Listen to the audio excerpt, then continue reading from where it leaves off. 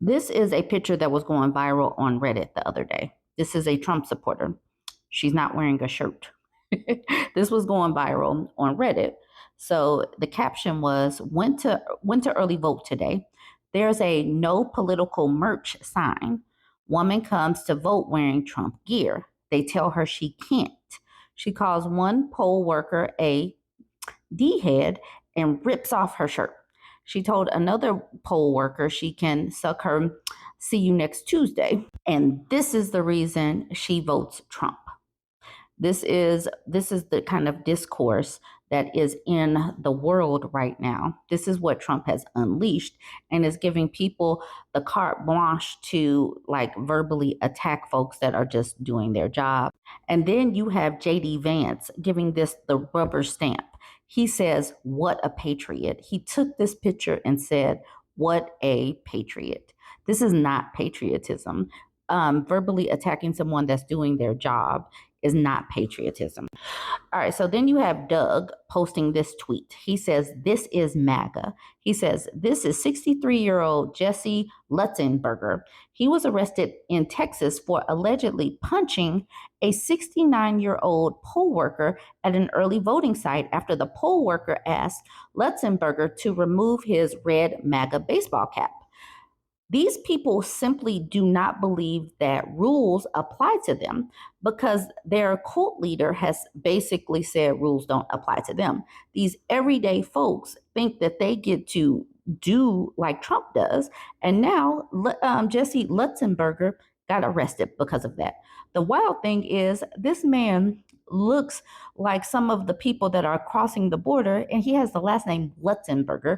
That doesn't make any sense to me, but whatever. Somebody needs to break this down to me. So here's the incident report right here. A lot of the things are blacked out.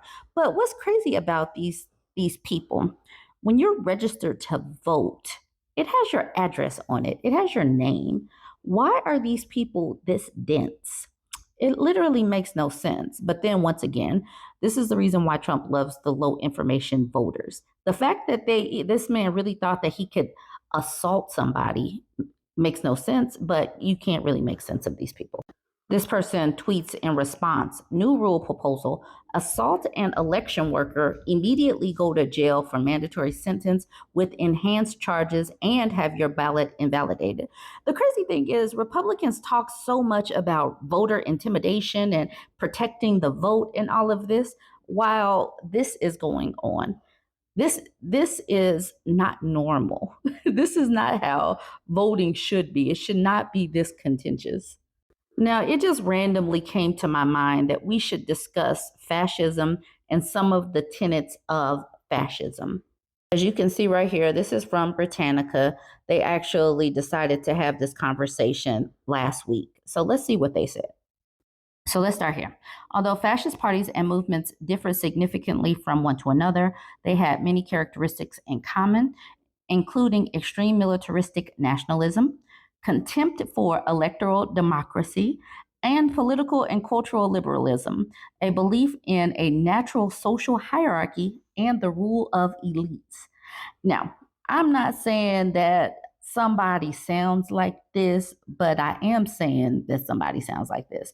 The whole, buddy buddy with dictators, the wanting to put political enemies in jail, the rule of elites, talking about I'm very rich and giving tax breaks to millionaires and billionaires. I'm just saying something sounds familiar. I just couldn't touch it. So I went and found a definition so that we could all have this discussion. So I'm just putting this out here. I just came across this tweet. Eden says, "I'm just going to assume all American Nazis think Trump is America's Hitler, and they're excited about it. Reliving the 1939 Nazi meeting at Madison Square Garden is just the icing on the cake. I'm not doubting the Nazis when they say Trump is their leader." And this is the screenshot. And this caption says, "I don't know if Trump is America's Schnittler, but Nazis sure think he is." And then they got all of these pictures right here that you see with this kind of paraphernalia or whatever. Now I want to remind us all that back in 2016, JD Vance called Donald Trump America's Hitler. That's where, it came into the discourse. He said it.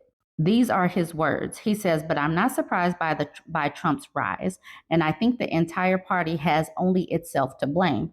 I agree. We are, whether we like it or not, the party of lower income, lower education white people. I agree. And have been saying for a long time that we need to offer those people something. And hell, maybe even expand our appeal to working class Black people in the process, or a demagogue would. We are now at that point. Trump is the fruit of the party's collective neglect. He says, I go back and forth between thinking Trump is a cynical a-hole like Nixon, who wouldn't be that bad and might even prove useful, or listen to this part, and is blocked off, or that he's America's Hitler. How's that for discouraging? This is what JD Vance said back in 2016 when he said he never liked Trump. He said, "I never liked him." And then we just need to talk about the fact that Trump needed or wanted the kind of generals that Hitler had. He really, really wants to do this. I'm not going to say he's a fascist, but he's seemingly trying to go down that route. One last tweet I came across, and this was on JD Vance's page. He retweeted this from Tim Dillon saying, "This was fun." It looks like JD Vance went on a podcast. Look at his face right here. This does not look like fun. This looks as fun as using a cactus for a self-pleasure tool. This does not look fun. This looks like someone who really does not know how to have fun and is cosplaying as having fun. This is not a fun man. This looks completely uncomfortable. But you guys can go ahead and weigh in. I forgot I needed to show you guys this clip of when he forgot he wasn't supposed to speak about Mark Robinson. This was kind of hilarious. And also what he said about the Mark Robinson scandal about a month ago. Go ahead and give this a listen to and let me know what you think. I want to give a shout out to, you guys have a great lieutenant governor. Mark isn't here. We want to give a shout out to, you guys have a great lieutenant governor.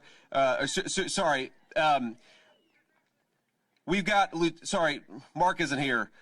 Are you comfortable with Mark Robinson as the Republican nominee for governor in North Carolina? Well, look, the allegations are pretty far out there, of course, but I know that allegations aren't necessarily reality. And what I'd say is it's ultimately up to Mark Robinson in North Carolina whether he's going to be their governor and whether he wants to stay in the race. Do you believe him that those were not his posts? I don't not believe him. I don't believe him. I just think that you have to let these things sometimes play out in the court of public opinion.